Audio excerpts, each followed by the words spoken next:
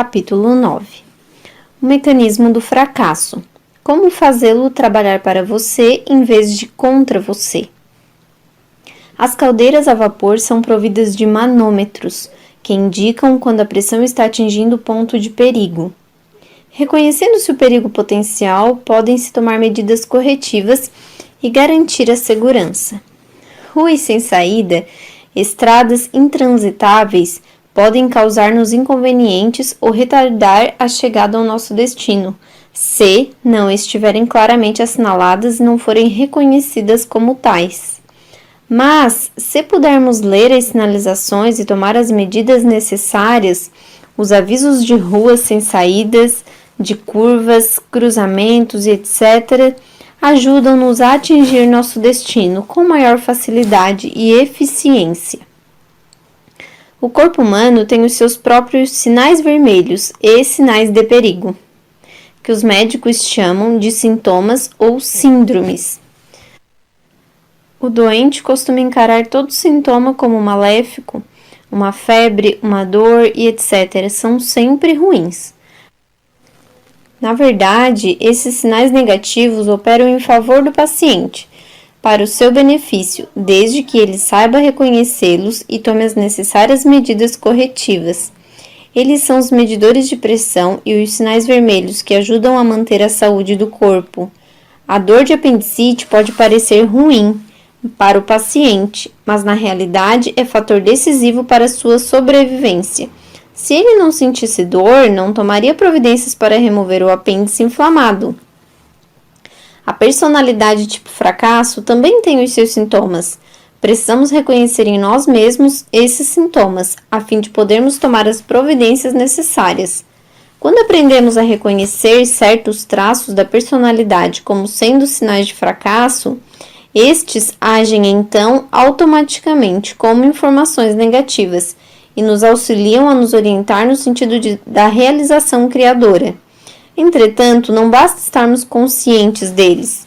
Todos podem sentir estes sintomas. Precisamos reconhecê-los como sendo indesejáveis, coisas que repelimos e, o que é mais importante, compenetrarmos-nos de maneira profunda e sincera de que eles não nos trazem felicidade. O quadro do fracasso. Estes são os sinais de retroação negativos, ou o que eu costumo chamar de mecanismo do fracasso, que aconselho meus pacientes a terem sempre na lembrança. Frustração, desesperança, inanidade, agressividade mal dirigida, insegurança, solidão, falta de unicidade, incerteza, ressentimento, vazio. A compreensão traz a cura. Ninguém resolve premeditadamente e por mera questão de capricho desenvolver em si mesmo esses traços negativos. Também eles não acontecem simplesmente e nem constituem indício de imperfeição da natureza humana. Cada um desses sinais negativos foi originalmente adotado como maneira de se resolver uma dificuldade ou problema. Nós os adotamos porque, erroneamente, vemos neles a melhor forma de sairmos de alguma dificuldade. Eles têm sentido e finalidade, embora baseados numa premissa errada. Não se esqueça, um dos maiores anseios da natureza humana é reagir apropriadamente. Podemos curar esses sintomas de fracasso não pela força de vontade, mas pela compreensão, quando formos capazes de ver que eles não dão resultado e que são inadequados. A verdade nos pode libertar deles. E quando pudermos ver a verdade, então as mesmas forças instintivas que nos levaram a adotar esses sintomas de fracasso trabalharão a nosso favor no sentido de extirpá-los. 1. Frustração. A frustração é uma sensação emocional que experimentamos quando não podemos atingir algum objetivo que para nós é importante, ou vemos frustrado algum forte desejo.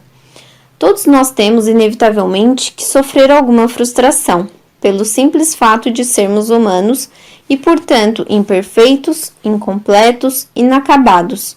À medida que ficamos mais velhos, aprendemos que nem todos os nossos desejos podem ser satisfeitos imediatamente. Aprendemos também que nossa ação jamais pode ser tão boa quanto a que havíamos planejado. Aprendemos ainda a aceitar o fato de que a perfeição não é necessária nem exigida e que as aproximações atendem perfeitamente a todos os fins práticos. Aprendemos a tolerar uma certa quantidade de frustrações, sem por isso nos sentirmos transtornados.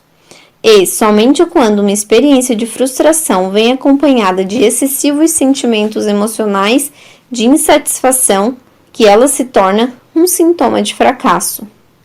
A frustração crônica significa que os objetivos que para nós mesmos fixamos não são realistas ou a imagem que de nós mesmos fazemos não é adequada, ou ambas as coisas. Objetivos práticos versus objetivos perfeccionistas. Para seus amigos, Jim S. era um homem plenamente vitorioso na vida. De simples estoquista, chegou a vice-presidente da empresa onde trabalhava. Sua marca no golfe era pouco mais de 80. Tinha uma esposa encantadora e 2 filhos que o idolatravam. Não obstante, se sentia cronicamente frustrado, porque nada disso correspondia aos seus objetivos irrealistas. Ele não era perfeito em nenhum particular, mas achava que deveria ser. Ele deveria, naquela altura, ser presidente da firma. Deveria estar fazendo 70 e poucos no golfe. Deveria ser um marido e pai tão perfeito que sua esposa jamais encontrasse motivos para discordar dele e seus filhos nunca saíssem da linha. Acertar na mosca não lhe bastava. Ele precisava acertar no centro da mosca. Seus vaticínios negativos tornavam um certo fracasso. Harry N. era um caso diferente. Ele não conquistara nenhum dos símbolos externos de sucesso. No entanto, tinha tido inúmeras oportunidades. 3 vezes estivera a ponto de obter o emprego que desejava, e em todas elas aconteceu alguma coisa que o derrotou justamente quando a vitória lhe parecia estar ao alcance das mãos. 2 vezes se sentiu frustrado em questões amorosas. Sua autoimagem era a de um homem indigno, incompetente, inferior, que não tinha direito ao êxito ou ao usufruto das boas coisas da vida, e sem saber ele procurava corresponder a esse papel. Achava que não era o tipo do indivíduo capaz de vencer, e sempre conseguia arranjar meios de fazer com que seus vaticínios negativos se concretizassem. A frustração, como meio de resolver problemas, não dá certo. Sentimentos de frustração, descontentamento, insatisfação são maneiras de resolver problemas que todos nós aprendemos na primeira infância. A criancinha, quando sente fome, expressa seu descontentamento através do choro. Uma terna e cálida mão surge como do nada e lhe traz leite. Se ela sente algum desconforto, novamente expressa sua insatisfação, e as mesmas mãos de novo aparecem magicamente para corrigir o mal. Muitas crianças continuam a obter o que desejam e ver seus problemas resolvidos por pais excessivamente indulgentes, apenas com o expressar de seus sentimentos de frustração. Tudo o que têm a fazer é sentirem-se frustradas e insatisfeitas, e o problema se resolve. Essa maneira de viver dá certo para o bebê e algumas crianças pequenas, mas não dá certo na idade adulta. No entanto, é o que muitos de nós procuramos fazer, sentindo-nos descontentes e expressando nossas queixas contra a vida, aparentemente esperando que a vida sinta dó, venha pressurosamente e resolva nossos problemas para nós. Jim S. estava inconscientemente usando essa tática infantil, na esperança de que algum passe de mágica lhe trouxesse a perfeição com que sonhava. Harry S. tinha durante tanto tempo praticado o sentimento de frustração e derrota que tais sentimentos se tornaram para ele habituais. Ele projetava-os no futuro e esperava pelo fracasso. Seus habituais sentimentos derrotistas o ajudavam a criar de si mesmo a imagem de um homem vencido. Pensamentos e sentimentos caminham juntos. Os sentimentos são o solo onde crescem os pensamentos e ideias. É esse o motivo pelo qual temos até aqui insistentemente aconselhado o leitor a imaginar como se sentiria se tivesse êxito, e então a sentir-se dessa maneira agora. 2. Agressividade. A agressividade excessiva e mal dirigida acompanha a frustração como a noite e o dia.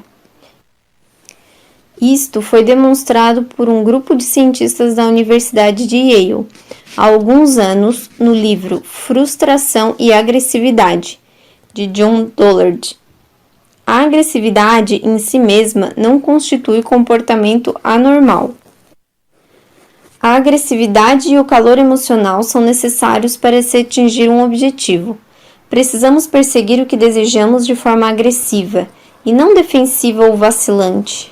O simples fato de termos um objetivo importante é suficiente para criar vapor emocional em nossa caldeira e trazer à tona tendências agressivas. Contudo, consequências funestas poderão ocorrer se formos bloqueados ou frustrados em nossa tentativa de atingir determinado objetivo. O vapor emocional, então contido, procura saída. Mal dirigido ou se não for utilizado, ele se tornará uma força destruidora. O funcionário que sente vontade de esmurrar o chefe, mas não tem coragem, ao chegar em casa maltrata a esposa e os filhos, ou dá pontapés no gato. Ou então volta sua agressividade contra si mesmo, tal como certa espécie de escorpião da América do Sul, que quando enfurecido pica a si próprio e morre do seu próprio veneno. Não atire golpes às cegas, concentre o seu fogo. A personalidade tipo fracasso não dirige sua agressividade no sentido da realização de algum objetivo proveitoso. Ela, em lugar disso, a encaminha para canais autodestruidores, como úlceras, pressão alta, preocupações, excessos no fumar ou trabalhar, quando não a volta contra outras pessoas, sob a forma de irritabilidade, aspereza, maledicência e rabugice. Ou, se seus objetivos são irrealistas e impossíveis, a solução para esse tipo de pessoas, quando se veem em face da derrota, é insistirem com mais teimosia do que antes. Quando percebem que estão dando com a cabeça na parede, concluem inconscientemente que a solução está em batê-la com mais força ainda. O remédio para a agressividade não está em extirpá-la, mas em compreendê-la e fornecer canais apropriados para sua expressão. Recentemente, o Dr. Lawrence, renomado veterinário e especialista em sociologia animal, disse aos psiquiatras do Centro Pós-Graduado de Psicoterapia de Nova York que seus muitos anos de estudos dos animais lhe mostraram que o comportamento agressivo é básico e fundamental, e que o animal não pode sentir ou exprimir afeição enquanto não lhe derem canais para expressar a agressão. O Dr. Emanuel K. Schwartz, um assistente do centro, afirmou que as descobertas do Dr. Lawrence são de grande significado para o homem, podendo até levar-nos a uma completa revisão da nossa maneira de encarar as relações humanas. Elas indicam, opina o Dr. Schwartz, que o fornecimento de uma adequada válvula de escape para a agressividade é tão importante, se não mais, quanto para o amor e a ternura. O conhecimento nos dá o poder.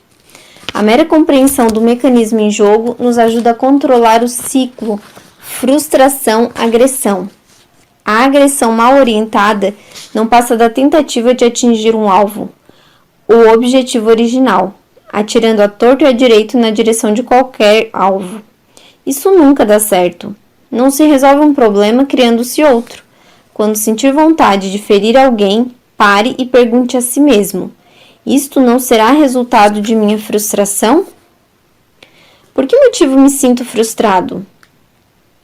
O fato de reconhecermos que nossa reação é inadequada constitui em si mesmo um longo passo no sentido de controlá-la.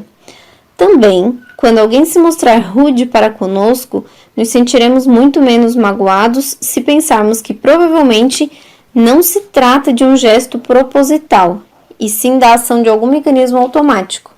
A pessoa está dando vazão a um excesso de vapor que não pode utilizar para atingir algum objetivo.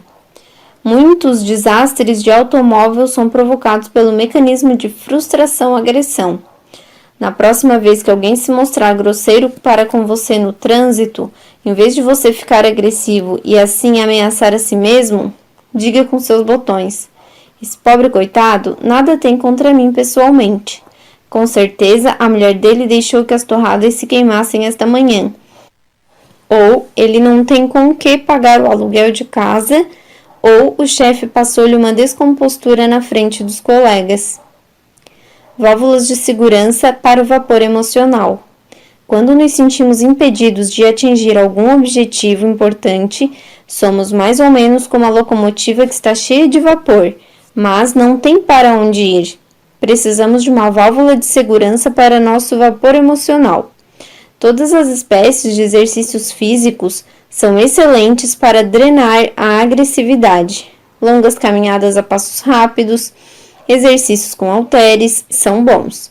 São especialmente indicados os jogos em que se bate ou golpeia alguma coisa, golfe, tênis, boliche, saco de areia e etc. Muitas mulheres frustradas conhecem intuitivamente o valor que tem o exercício muscular pesado para escoar a agressividade quando, após se sentirem contrariadas, experimentam a necessidade de dar novo arranjo aos móveis da casa. Bom recurso também para darmos vazão ao nosso mau humor está em escrevermos. Escreva uma carta à pessoa que o contrariou ou irritou. Diga tudo o que tem a dizer. Não deixe escapar nada. Depois, ponha a carta no fogo. O melhor canal para escoamento da agressividade está em usá-la da maneira como ela deve ser usada, isto é, trabalhar no sentido de algum objetivo. O trabalho é ainda um dos melhores remédios e um dos mais perfeitos sedativos para o espírito conturbado. 3. Insegurança. O sentimento de insegurança é baseado num conceito ou crença de inadequação íntima. Quando achamos que não estamos à altura do que exigem de nós, sentimos-nos inseguros. Na maior parte das vezes, a insegurança não se deve ao fato de nossos recursos serem inadequados, mas sim de usarmos uma medida falsa, compararmos nossas aptidões com as de alguém imaginário e ideal, que é perfeito ou absoluto. E quando pensamos em nós mesmos em termos de absolutos, o resultado é insegurança. O homem inseguro acha que deve ser perfeito, ponto final. Deve ser bem-sucedido e ponto final. Deve ser feliz, competente, senhor de si e ponto final. Esses são objetivos respeitáveis, mas devemos considerá-los, pelo menos em seu sentido absoluto, como alvos a serem atingidos, coisas que desejamos alcançar, antes que como obrigações. Visto que o homem é um mecanismo perseguidor de objetivos, nosso eu só se expressa plenamente quando caminhamos para a frente na direção de alguma coisa. Lembra-se da comparação com a bicicleta que fizemos no capítulo anterior? O homem manterá o equilíbrio, a firmeza, o sentido de segurança, somente quando está caminhando para a frente. Isto é, buscando. Quando fazemos de nós mesmos a imagem de quem já atingiu o alvo, tornamos-nos estáticos e perdemos a segurança e o equilíbrio que tínhamos quando caminhávamos no rumo de alguma coisa. O homem que se convence de que é bom, no sentido absoluto da palavra, não somente já não tem incentivo para o autoaperfeiçoamento, como se sente inseguro, porque é obrigado a defender a falsa aparência, a máscara. O homem que acha que já chegou não tem mais utilidade para nós, disse-me recentemente o diretor de uma grande firma. Quando alguém chamou Jesus de bom, ele o admoestou. Por que me chamas bom? Só há um bom, e esse é o Pai. Esse Paulo é geralmente considerado como um homem bom, e no entanto sua própria atitude está expressa nestas palavras. Considero a mim mesmo como quem ainda não atingiu seu objetivo, mas continua na direção dele. Mantenha os pés em terreno firme. Não é seguro tentar manter-se permanentemente em um pináculo. Mentalmente, apeie de suas alturas e se sentirá mais seguro. Isto tem aplicações muitíssimo práticas e explica a psicologia dos pequenos nos esportes. Quando, num campeonato, os componentes de uma equipe têm motivos para considerar-se como campeões, eles já nada mais têm por que lutar, têm apenas uma posição a defender. O campeão está defendendo alguma coisa, procurando demonstrar alguma coisa, ao passo que os pequenos lutam para conseguir alguma coisa e não raras vezes obtêm resultados surpreendentes. Conheço um boxer que lutou magnificamente até que chegou a campeão de sua categoria. Na luta seguinte, perdeu o campeonato, tendo feito péssima figura. Depois que perdeu o título, voltou a lutar como antes e reconquistou o campeonato. Um treinador experiente lhe disse: "Você era capaz de lutar bem, quer como campeão, quer como desafiante, se convencer de uma coisa. Quando entrar no ringue, você não vai defender um título, e sim lutar por ele. No ringue, você jamais está com o título, você o deixa de fora quando atravessa as cordas. A atitude mental que engendra a insegurança não passa de um meio. É um meio de substituir a realidade pela ficção, pela fantasia. É um meio de provar a si mesmo e aos outros a sua superioridade. Mas é um meio que traz em si mesmo a própria derrota. Se você é perfeito e superior agora, então não tem necessidade de lutar, esforçar-se, tentar. Você, aliás, receia que o surpreendam esforçando-se, pois isso poderia ser tido como sinal de que você não é superior. Você, portanto, não tenta. Você perde a sua batalha, a sua vontade de vencer. 4. Solidão. Todos nós somos, às vezes, solitários. É aqui também o tributo que pagamos pelo fato de sermos humanos e individuais. É, porém, o sentimento extremo e crônico de solidão, de estar separado e afastado de outras pessoas, que é sintoma do mecanismo de fracasso. Esse tipo de solidão é causado por um afastamento da vida. O indivíduo que se afasta do seu eu real isola a si mesmo dos contatos básicos e fundamentais com a vida. A pessoa solitária cria quase sempre um círculo vicioso, como resultado do sentimento de afastamento de si mesma. Seus contatos humanos não são muito satisfatórios e ela se retrai socialmente. E ao fazê-lo, abandona um dos caminhos que a levariam a reencontrar a si mesma, que é empenhar-se em atividades sociais, realizar coisas juntamente com outras pessoas, sentir prazer nas coisas em companhia de outras pessoas. Nos ajudam a esquecer nós mesmos, estimulando a conversação, dançando, praticando esportes ou trabalhando juntos por um objetivo comum. Nós nos interessamos por outras coisas que não a tentativa de mantermos nossa contrafação, nossa mentira. À proporção que aprendemos a conhecer os outros, nós nos descongelamos, nos tornamos mais naturais e nos sentimos mais à vontade em ser apenas nós mesmos. A solidão é um meio que não dá certo. A solidão é uma forma de autoproteção. As linhas de comunicação com outras pessoas, e especialmente os laços emocionais, são cortados. É uma forma de protegermos nosso eu idealizado contra a exposição, os ferimentos, a humilhação. A personalidade solitária tem medo de outras pessoas. O indivíduo solitário frequentemente se queixa de que não tem amigos, nem ninguém com quem se misturar. Na maioria dos casos, ele inconscientemente faz com que as coisas realmente se passem dessa maneira. Ele acha que os outros é que devem procurá-lo, dar o primeiro passo, providenciar para que ele seja entretido. Jamais lhe ocorre que ele também precisa contribuir com alguma coisa em qualquer situação social. Sejam quais forem os seus sentimentos, obrigue a si mesmo a misturar-se com outras pessoas. Após o primeiro mergulho, você se sentirá aquecer e, se persistir, acabará encontrando prazer nisso. Adquira alguma habilidade social que contribua para a felicidade dos outros. Dança, xadrez, piano, tênis, conversação. É um velho axioma que a constante exposição ao objeto do medo imuniza contra o medo. À proporção que o indivíduo solitário continua obrigando-se a manter relações sociais com outros seres humanos, não de maneira passiva, mas como participante ativo, ele gradativamente verificará que as pessoas são em geral cordiais e que ele é aceito. Sua timidez e inibição começam a se desvanecer. Ele se sente mais à vontade na presença de outras pessoas e consigo mesmo. E quando vê que os outros o aceitam, começa a aceitar a si mesmo. 5. Incerteza. Disse Albert Hubbard: o maior erro que podemos cometer é ter medo de errar.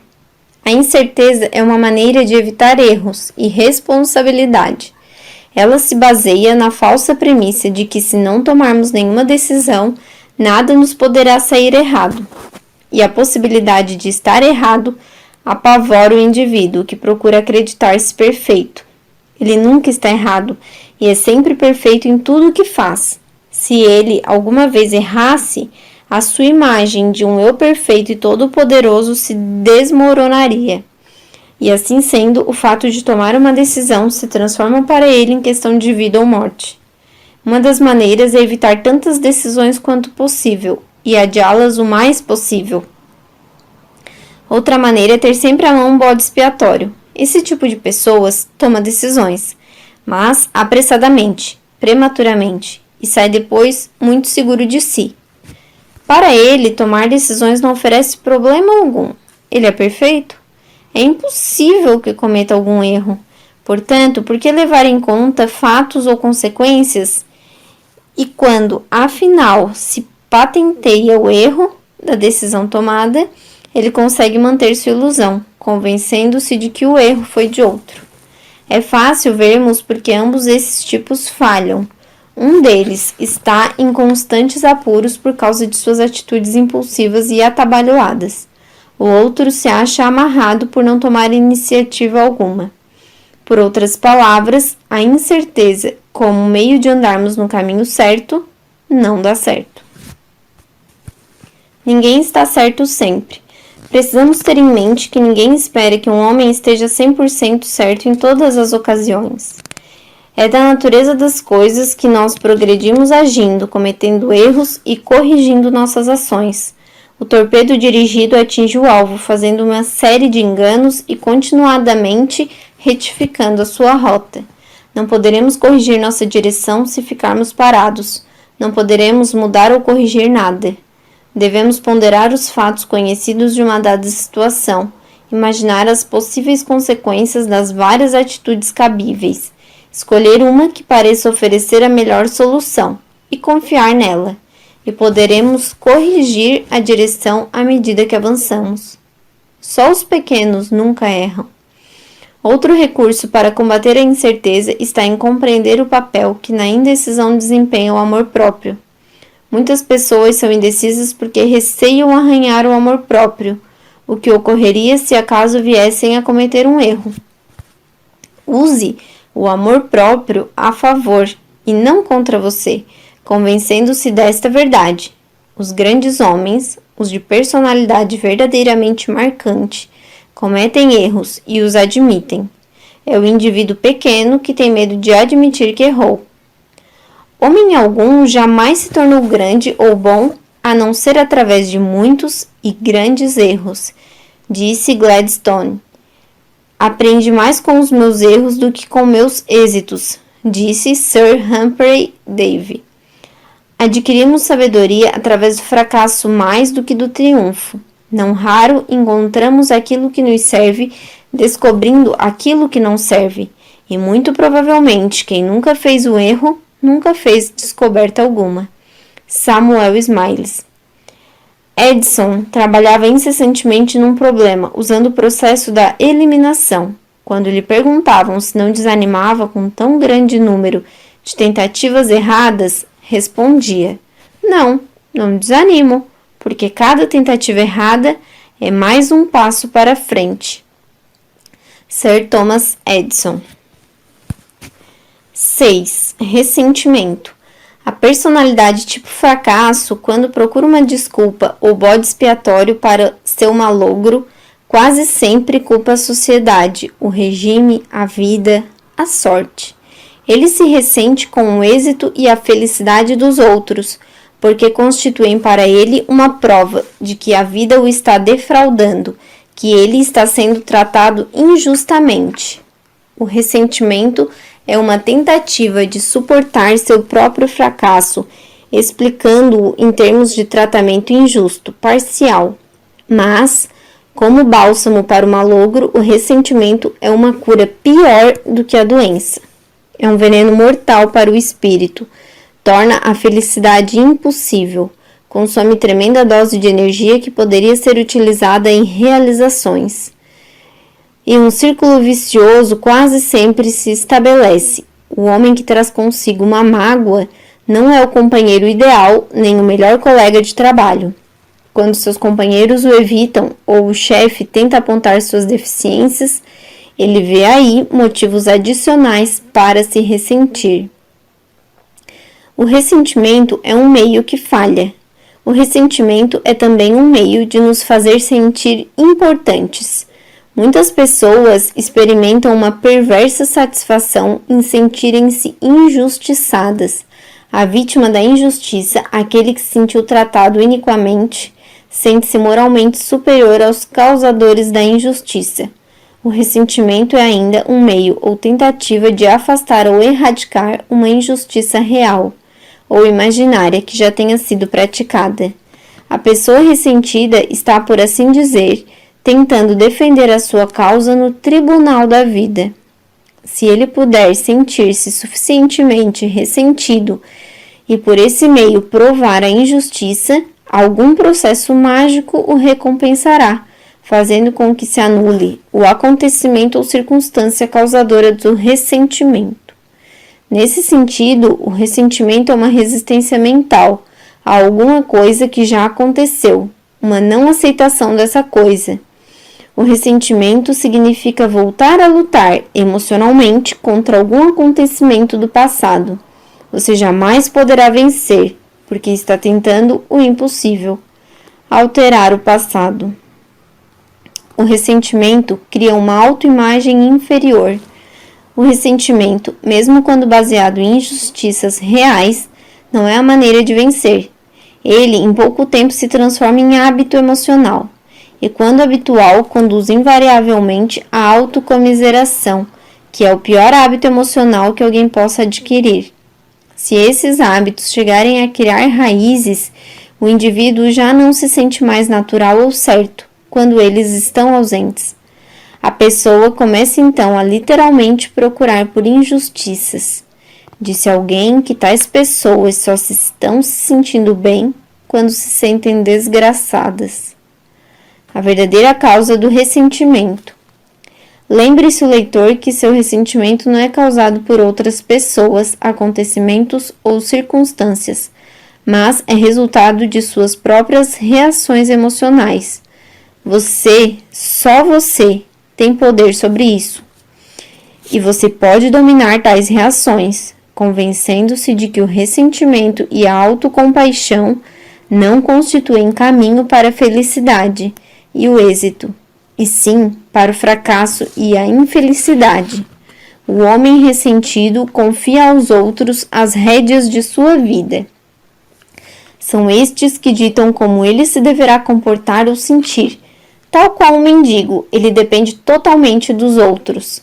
Faz aos que o cercam pedidos e exigências descabidas, e se todos se dedicarem à tarefa de o tornar feliz, ele se ressentirá quando isso não acontecer. Quando sentimos que as outras pessoas nos devem eterna gratidão e morredoura apreciação ou contínuo reconhecimento pelo nosso imenso valor, experimentamos ressentimento quando esse débito não é pago. O ressentimento é, portanto, incompatível com a busca de objetivos criadores. Na busca destes, você é o autor, não o recipiente passivo. Você estabelece seus alvos. Ninguém lhe deve coisa nenhuma. Você persegue seus próprios objetivos. você se torna responsável pelo seu próprio êxito e felicidade. O ressentimento não se enquadra nessa imagem e é por isso um mecanismo de fracasso. 7. O vazio. Quando você lia este capítulo, ocorreu-lhe talvez a lembrança de alguém que teve êxito apesar da frustração, da agressividade mal dirigida, do ressentimento, etc. Mas eu não acredito muito nisso.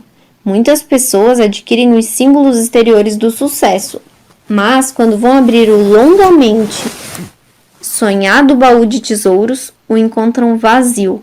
É como se a riqueza que tanto se esforçaram por ganhar se transformasse em suas mãos em dinheiro falso. Ao longo do caminho percorrido, eles perderam a capacidade de apreciar a vida. E quando já não temos essa capacidade, não há riquezas ou bens materiais que nos possam trazer êxito ou felicidade.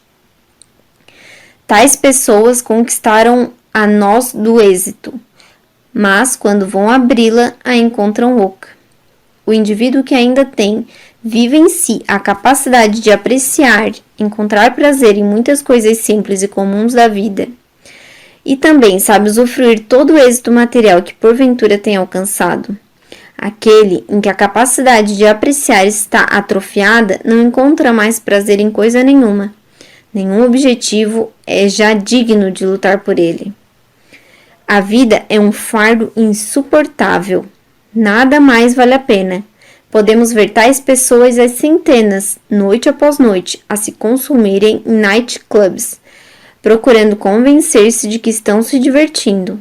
Viajam de país para país, envolvendo-se num redemoinho de festas e recepções, na esperança de encontrar entretenimento, mas achando sempre a noz oca.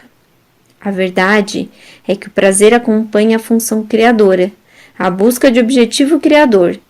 É possível obtermos um êxito falso, mas o preço é sempre encontrarmos um prazer vazio. Quando temos objetivos que valham a pena, a vida também passa a valer a pena. O vazio é sintoma de que você não está vivendo criativamente. Das duas, uma. Ou você não tem um objetivo que seja suficientemente importante para você, ou não está utilizando suas aptidões e esforços no sentido de um objetivo importante. É o indivíduo sem objetivos que pessimistamente conclui: a vida é destituída de finalidade. É o indivíduo que não tem qualquer objetivo digno de lutar por ele que afirma: esta vida não vale a pena viver. E o indivíduo que não tem na vida nenhuma tarefa importante que se lamenta: não há nada para se fazer. Ao homem que está ativamente empenhado em algum empreendimento ou que está lutando no sentido de um alvo importante, não ocorrem filosofias sobre a carência de sentido ou a futilidade da vida. O vazio não é um meio que leve à vitória. O mecanismo de fracasso é auto-perpetuante, a não ser que resolvamos interferir e romper o círculo vicioso. O vazio, uma vez experimentado, pode tornar-se um meio de evitar o esforço, o trabalho, a responsabilidade. Torna-se uma desculpa ou justificação para uma vida sem criatividade. Se tudo é vaidade, se nada há de novo debaixo do sol, se a alegria não se encontra em lugar nenhum, por que preocupar-se? Por que tentar? Se a vida não passa de uma rotina invariável, se trabalhamos 8 horas por dia para podermos ter uma casa onde dormir, para podermos dormir 8 horas e assim repousarmos para outro dia de trabalho, por que se amofinar? Todas essas razões intelectuais, porém, se desvanecem e nós experimentamos alegria e satisfação, assim que saímos da rotina e paramos de andar em círculos, e tão logo fixamos um alvo que vale a pena lutar por ele, e começamos a persegui-lo. O vazio e uma autoimagem inadequada andam juntos. O vazio pode também ser sintoma de uma autoimagem inadequada. É impossível psicologicamente aceitarmos alguma coisa que sentimos que não nos pertence, ou que não seja coerente com o nosso eu.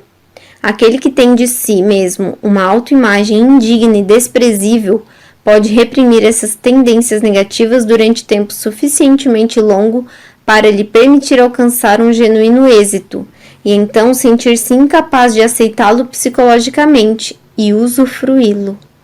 Pode, a respeito dele, ter até um sentimento de culpa, como se o tivesse roubado. Uma autoimagem negativa pode mesmo incentivar a pessoa no sentido da realização, através do conhecido princípio da supercompensação. Eu, porém, não sou partidário da teoria de que nos devamos sentir orgulhosos de nossos complexos de inferioridade, ou agradecê-los, porque às vezes nos conduzem aos símbolos exteriores do êxito. Quando o êxito finalmente chega, a pessoa, nesse caso, pouco sentimento experimentará de satisfação ou realização. Ela é incapaz de mentalmente atribuir-se os méritos de tais realizações. Para o mundo, ela é vitoriosa, mas, dentro de si mesma, se sente inferior, indigna, quase como se fosse um ladrão que tivesse roubado os símbolos de êxito que ela supunha fossem tão importantes. Se soubessem que fraude eu sou, diz de si para essa pessoa. Essa reação é tão comum que os psiquiatras a denominaram síndrome do êxito. O indivíduo que se sente culpado, inseguro e ansioso quando vê que obteve o êxito. O verdadeiro êxito jamais prejudicou ninguém.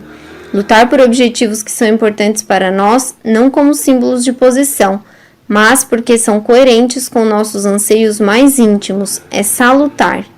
Lutar pelo verdadeiro êxito, pelo nosso êxito, através da realização criadora, traz uma profunda satisfação interior. Mas lutar por um falso êxito, apenas para agradar aos outros, traz uma satisfação falsa. Não perca de vista o negativo, mas concentre-se no positivo. Todo automóvel vem equipado com indicadores negativos, para informar ao motorista se a bateria não está carregando, se o motor está esquentando demais, se a pressão do óleo está muito baixa e etc. Ignorar essas informações negativas seria pôr em perigo o carro. Entretanto, o motorista não precisa ficar excessivamente preocupado quando um desses sinais se manifesta. Basta parar num posto de serviço ou garagem e corrigir a falha. E um sinal desses não significa que o carro não seja bom. Todos os carros estão, vez ou outra, sujeitos a eles. Mas o motorista não olha sempre e exclusivamente para o painel de instrumentos. Fazer isso seria desastroso. Ele deve olhar para onde vai indo e manter o melhor de sua atenção no seu objetivo, o lugar aonde quer ir. Apenas relanceia os olhos para os sinais negativos, de tempos em tempos, e rapidamente volta as vistas para a frente e se concentra no alvo positivo, isto é, o lugar do seu destino. Como usar o pensamento negativo? Devemos adotar atitude semelhante com os nossos próprios sintomas negativos. Eu creio firmemente no pensamento negativo, quando corretamente usado. Para nos desviarmos das coisas negativas, precisamos estar conscientes dela. Corretamente usado, o pensamento negativo pode atuar a nosso favor para nos conduzir ao êxito, desde que 1. Sejamos sensíveis às coisas negativas até o ponto em que elas nos possam alertar contra o perigo. 2. Reconheçamos as coisas negativas pelo que elas são, algo indesejável, algo que não queremos, algo que não nos pode trazer a verdadeira felicidade. 3. Tomemos imediatamente medidas corretivas e substituamos o fator negativo por um fator positivo oposto, tirado do mecanismo de sucesso. Essa prática criará com o tempo uma espécie de reflexo automático que se tornará parte do nosso sistema interno de orientação. A informação negativa operará como uma espécie de controle automático para ajudar a nos desviar do fracasso e nos orientar no sentido do êxito.